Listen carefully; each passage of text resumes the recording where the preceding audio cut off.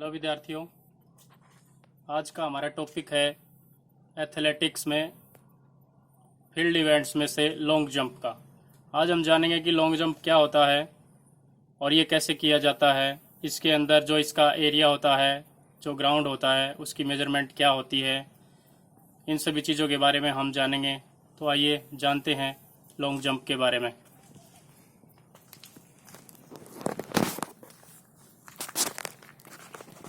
Long jump एक field event है।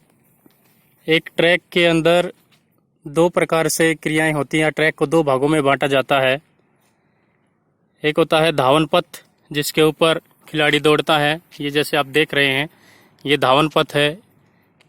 एक स्टैंडर्ड ट्रैक 400 मीटर का होता है, जिस पे राष्ट्रीय अंतर्राष्ट्रीय प्रतियोगिताएं आयोजित करवाई जाती हैं। और जितनी भी थ्रो और जंप एक्टिविटी हैं, वो सारी फील्ड इवेंट के अंदर काउंट होती हैं। और उनमें से एक है लॉन्ग जंप, जिसके बारे में आज हम जानेंगे। ये आप देख रहे हैं लॉन्ग जंप की पिट, ये टेक ऑफ बोर्ड और ये अप्रोच रन यानी कि रनिंग एरिया। तो हम जानते हैं कि ये जो लॉन्ग जंप के लिए जो एरिया होता है वो कम से कम 40 मीटर का होता है। 40 मीटर दूर से खिलाड़ी दौड़ता हुआ आता है और यहाँ पर जो ये टेक ऑफ बोर्ड है, इसके ऊपर से टेक ऑफ लेता है।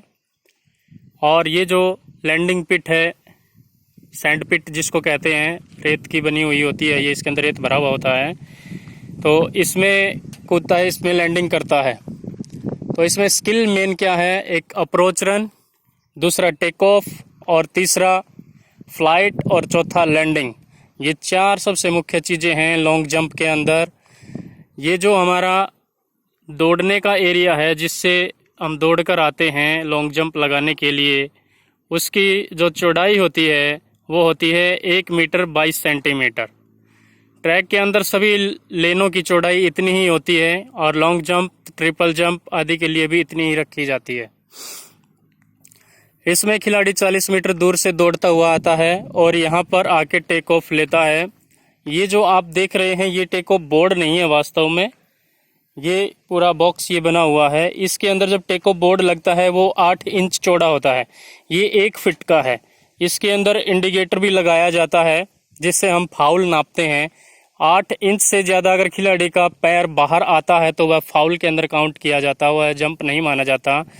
और ग्राउंड, ये जो हमारी पिट है, सैंड पिट जो है, इसकी जो चौड़ाई है वो 2.75 मीटर्स से लेकर 3 मीटर्स तक होती है।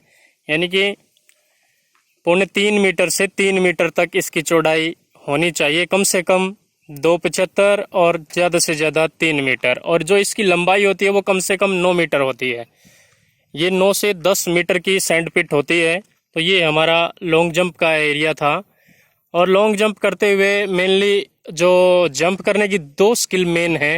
एक होती है हिच किक स्टाइल और दूसरी होती है आर्क जेंट, स्टार जेंट, जिसमें बॉडी की आर्क बनती है। तो आज हमने देखा कि ये लॉन्ग जंप का एरिया क्या होता है, इसकी मेजरमेंट क्या होती है, तो इसके बारे में जाना। मैं आशा करता हूँ, उम्मीद करता हूँ कि सभी खिलाड़ियों ने, विद्यार्थियों ने इसके बारे में समझा होगा, जाना होगा। और इसको विशेष रूप से अगर हम करते हैं तो ग्राउंड पर प्रैक्टिकली करके जब देखा जाता है तो विशेष समझ तब बनती है। तो ये एक बार फिर बता देते हैं।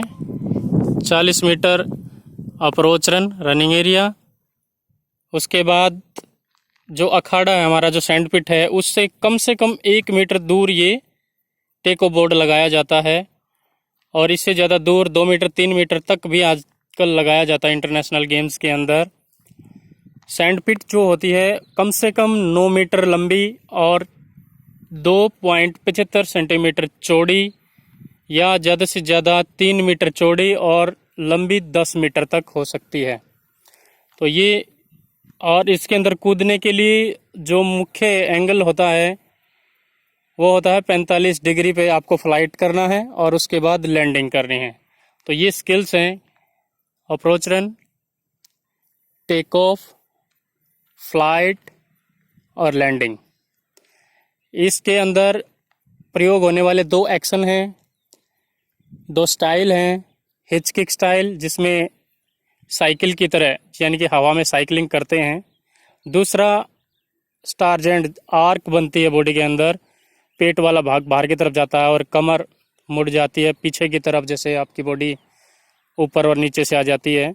तो ये इसके अंदर टेक्निक्स होती हैं। तो आपने इन चीज़ों को समझा होगा, जाना होगा। Thank you.